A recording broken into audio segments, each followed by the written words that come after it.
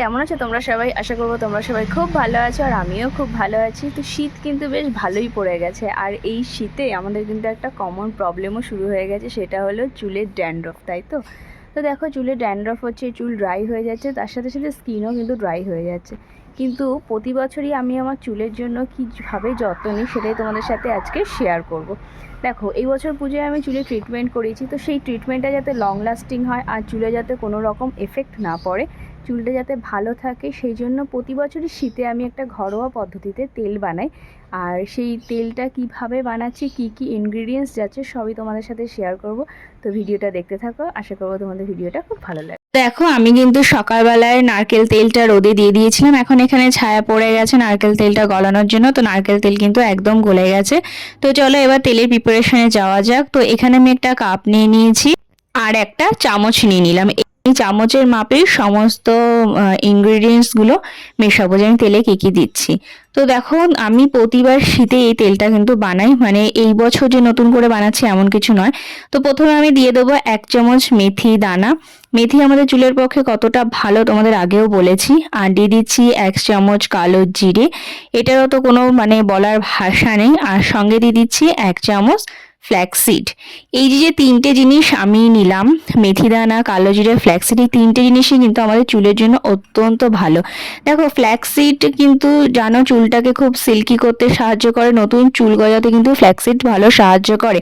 আর মেথি দানা কিন্তু আমাদের ড্যান্ড্রফ রিমুভ করতে সাহায্য করে, চুলের গোড়াটাকে শক্ত করে। চুলের গোড়া যত শক্ত হবে তত কিন্তু হেয়ার ফল কন্ট্রোল হবে।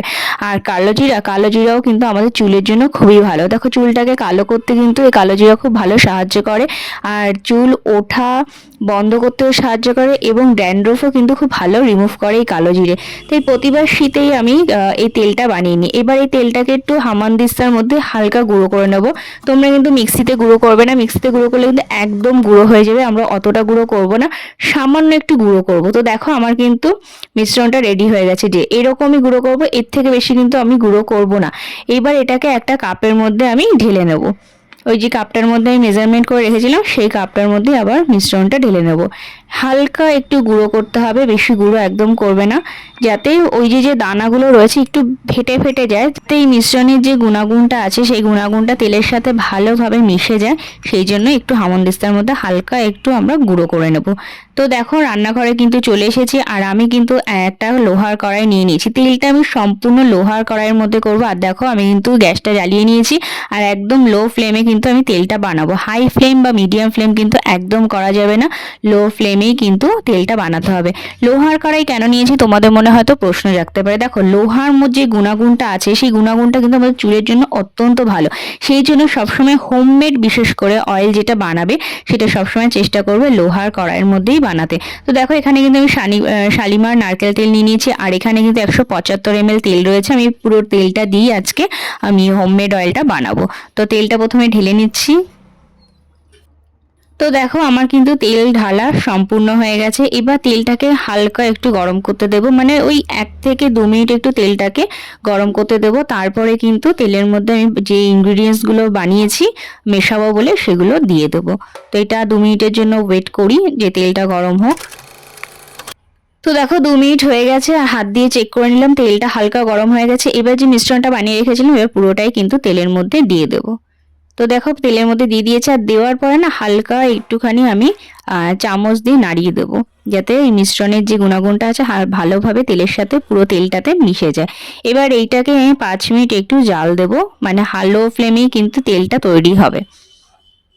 তো দেখো, 5 মিনিট কিন্তু জাল দেওয়া হয়ে গেছে। এবার এর মধ্যে লাস্ট ইনগ্রিডিয়েন্টস দিয়ে দেবো, সেটা হলো কারি পাতা। কারি পাতা সম্পর্কে তো আর বলার কিছু নেই, আমি তোমাদের সাথে কিন্তু এই প্রত্যেকটা ইনগ্রিডিয়েন্টসের ডিটেলসে ভিডিও আমি আলোচনা করেছি, যে প্রত্যেকটা জিনিসের কি গুণাগুণ আছে না আছে। আর এই কারি পাতা কিন্তু আমাদের চুলটাকে, হেয়ার ফলটাকে কন্ট্রোল করতে কিন্তু খুবই সাহায্য করে, নতুন চুল কিন্তু গজাতে খুবই সাহায্য করে। প্রত্যেকটা যে ইনগ্রিডিয়েন্টসগুলো আমি তেলের সাথে মেশালাম, প্রত্যেকটা ইনগ্রিডিয়েন্টস কিন্তু আমাদের hair fall control, dandruff remove এবং নতুন চুল গজাতে কিন্তু খুব ভালোভাবে সাহায্য করবে।